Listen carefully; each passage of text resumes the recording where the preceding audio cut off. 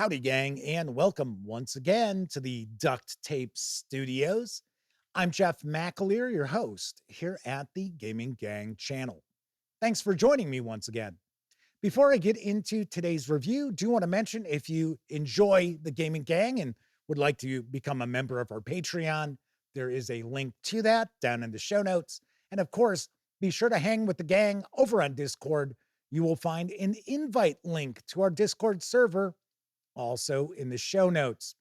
So today I am going to be reviewing Call of Cthulhu, the Sutra of Pale Leaves, Twin Suns Rising from Sons of the Singularity and Chaosium Inc. This 192-page hardcover arrives in stores on June 11th.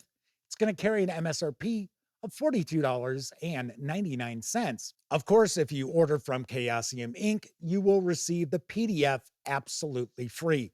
Now, the PDF is not available as of me recording this, but I'm going to take a stab in the dark. It's going to arrive on DriveThruRPG, probably June 11th, and I'll guess it'll carry a price tag of $21.99.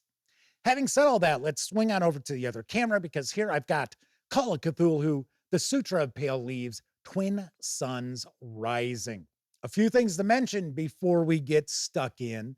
First of all, my friends over at Chaosium Inc. were kind enough to provide me with this review copy, but neither I nor anyone else affiliated with the Gaming Gang has received any other sort of compensation for me to share this review with you. It's important you know that. We're also not going to look at each and every page of the book, but I do want to give you a really good feel for what you're going to find inside. And then lastly, this is the first volume of a 2-volume Call of Cthulhu campaign. So if you're a player and your keeper has ordered this, or maybe they're talking about picking this up, got to keep in mind there are going to be some spoilers ahead. Now, I'm going to stay away from major spoilers, but there will be some spoilers, so you have been warned. Of course, if your keeper is thinking about picking up the Sutra of Pale Leaves, Twin Suns Rising, let them know about this review. That way they can approach this and make a far more informed buying decision. First thing we're going to do, take a peek at the credits page. A lot of folks worked very hard to bring this to life.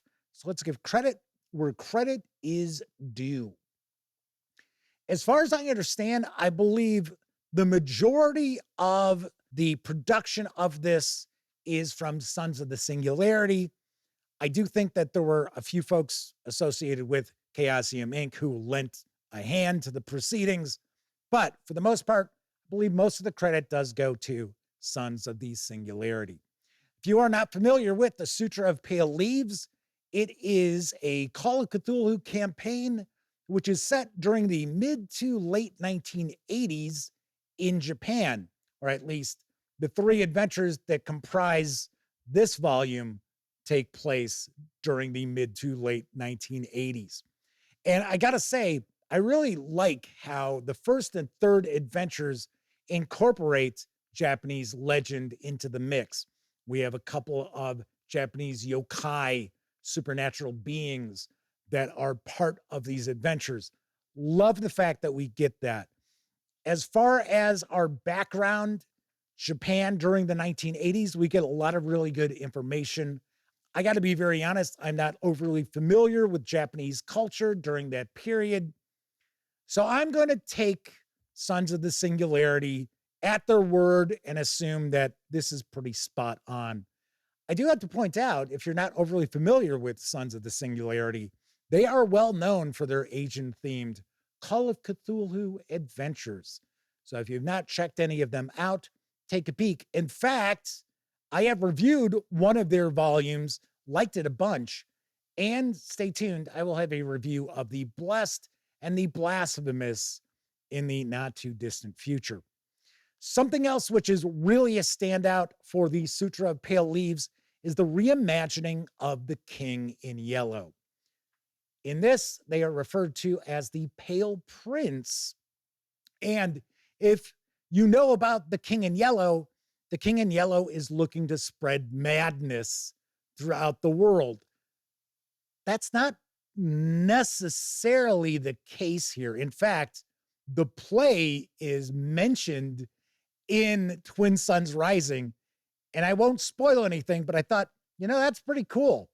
So what's going on here is the Sutra is an ancient book. It's an accordion book, which had been lost for centuries. And it is reemerged in Japan, and it's been translated into the everyday Japanese language.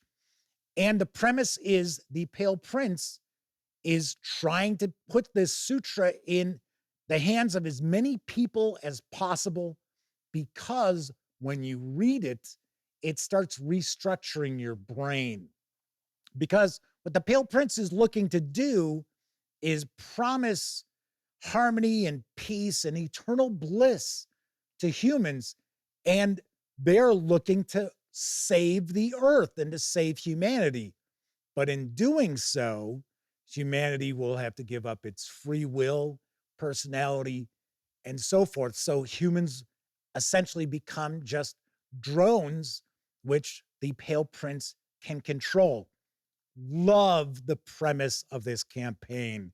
It is so cool. I'll be honest, I had a hell of a good time reading through Twin Suns Rising. Now, as far as the adventures go, we'll start the proceedings off with Dream Eater. The 3 adventures can be run in any order. So we have Dream Eater, which once again actually incorporates one of the yokai into the proceedings. It is a Baku, a Dream Eater, and really interesting stuff here. I will say that there are some topics, items of note in Twin Suns Rising that some gamers might have a problem with. So keepers should do their due diligence and make sure that they're not going to do something that triggers anybody with these adventures. So the first adventure kind of gets the player characters, the investigators, into the mix. Now, your investigators do not have to be Japanese, but they do need to be fluent in Japanese and do have an understanding of Japanese culture. Otherwise, it's probably going to be pretty tough sledding for them. Now, I do have to point out there is an elephant in the room as far as this campaign goes, and it is the exposure that the investigators have to the Sutra of Pale Leaves, as well as its various different incarnations. And the fact is, the keeper does not inform the player characters that there is an exposure level that the keeper is tracking. And the more that the player characters read into this or discover certain things, their exposure level will continue to increase. Now, if they ever hit 100%, the same thing that happens to a permanently insane investigator takes place with Twin Suns Rising. That character becomes an NPC. And at a certain point, a score of 50 with the exposure, the prince can then attempt to take control of the investigator, and the investigator may not know anything's taking place. They may black out. They may just lose track of lost hours. I think that has a bit of an issue with a lot of players. So from my decades of running Call of Cthulhu, I understand there aren't a lot of players who like to have the control of their investigators suddenly taken from them, even though they don't necessarily know that that's taking place. I think this makes for some tricky going for the keeper, because it is possible that some investigators learning about the Pale Prince will become willing hosts to the Pale Prince, because once again, he is promising eternal peace, eternal bliss. He doesn't necessarily let them know how they're going to get to that point, but it is very, very possible that you could have a player decide, hey, you know what? That sounds pretty good. I'm going to role play that. Like I said, makes things kind of tricky all in all, having to juggle the exposure levels, and then your various different players might have different reactions to it. And then, of course, Once again, if their exposure level gets too high, then the Pale Prince can take control of them. And at no point in time is the keeper supposed to reveal that they are tracking this exposure level. So normally, players want their investigators to investigate. So the more they'll learn about the Sutra of Pale Leaves, the worse off it gets for them. But from my experience, players don't want to just offload their investigations to NPCs. They want to check out the ancient tomes themselves. They want to sit down and read through the Necronomicon, not hand it off to some NPC. So, like I said, little tricky there. As far as the second adventure, it is my favorite of the bunch. It has a very epic finale, or the opportunity for a very epic finale. As far as the third adventure, it's okay. It feels kind of rushed, to be honest. It's not terrible. It's not bad. It just sort of, okay. To me, it feels a little bit of a letdown from the first two adventures. Something else that's important to keep in mind is there are a variety of outcomes for each of these adventures, some being very positive, others being very, very negative. And there are some situations where I don't think the players are going to know what they should be choosing to do. And it could lead them down the path of some very negative resolutions to the adventures.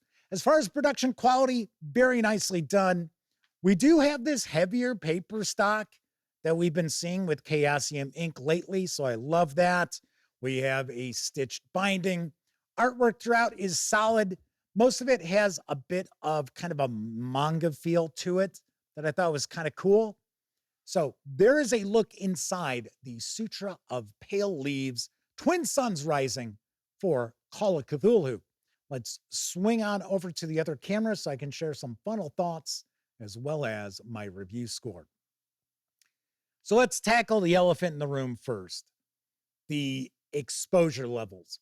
For one, your players will have no idea what's going on. I understand gamers most of the time when they're playing Call of Cthulhu, their investigators want to investigate. So what's going to happen is they're going to start seeing their exposure levels rise higher and higher. And then suddenly out of nowhere, they're going to realize that the Pale Prince is already in their heads. And I'm going to tell you right now, some players out there will be very, very irritated by this. Not only that, but also looking at the fact that once they get past about the halfway point, and it's super easy to have 50 exposure or higher, you're looking at that being the percentile chance that the Pale Prince can take control of that investigator. And it can take control of all of the investigators at the same time. So that in other ways, a lot of players out there don't like having their characters moved around on a chessboard without them being the ones holding the piece. So I think that part is really tricky. So to be honest, I would probably tear that apart and try to rebuild it and maybe take the same approach as, say, Masks of Nyarlathotep, where the investigators do see glimpses of Nyarlathotep, and then they're addressed by Nyarlathotep. I would probably do the same sort of thing with the Pale Prince and not take the player agency away from my players at the game table. So it's important to keep in mind this may not necessarily be the sort of campaign your players will enjoy. Now, having said that, I love the premise of this campaign. It is excellent. I think it fits very nicely into the time period in Japan. I love how it's kind of like a viral infection. It spreads. The knowledge of the Sutra of Pale Leaves spreads to various different people. And I think that is super, super cool. I'm really interested to see where this campaign goes because I have the feeling it's either going to end in Carcosa or the Pale Prince is going to turn Earth into their vision of Carcosa. So really, really interesting there. Like I said, the adventures themselves are really good, except the third sort of, it, like I said, it just feels like a little bit of a letdown following the epicness of the second adventure. So I would maybe even look to take the first adventure, third adventure, then second adventure as far as this first part of the campaign. I've got to say, I really do like Call of Cthulhu, the Sutra of Pale Leaves, Twin Suns Rising. I just don't think I'm the right keeper for the campaign. Kind of strange, maybe, to say that. I also don't think my group of players would be a good fit for it either.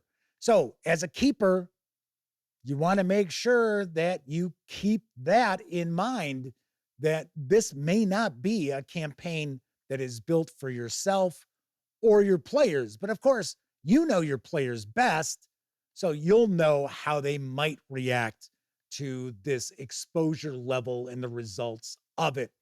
All in all, solid throughout. Production quality, really nice also. So I am going to give Call of Cthulhu, the Sutra of Pale Leaves, Twin Suns Rising, a 7.5 out of 10. Like I said, I enjoyed the hell out of reading this. I am really interested to find out, where does this campaign go? I just don't think I'm the right keeper to get the most out of this campaign, at least this first volume. All right, that is it for this time out. If you liked the video, by all means, please give it a quick thumbs up. Subscribe to the Gaming Gang channel if you haven't already. And if you do subscribe, don't forget, ring that bell. It'll not only let you know when I share videos such as this review, it'll also inform you when my live stream, the Gaming Gang Dispatch, airs Tuesday, Wednesday, and Thursday evenings right here on YouTube at 7 p.m. Central. Of course, when you're not watching videos on the Gaming Gang channel, be sure to visit gaminggang.com for all latest in tabletop gaming news, reviews, and a whole lot more you are not going to find here on YouTube. You know the drill. Get your geek on at thegaminggang.com. Thank you very much for watching. Once again, I'm Jeff McAleer, and until I see you next time, I certainly hope all of you get to enjoy plenty of great gaming with your gang.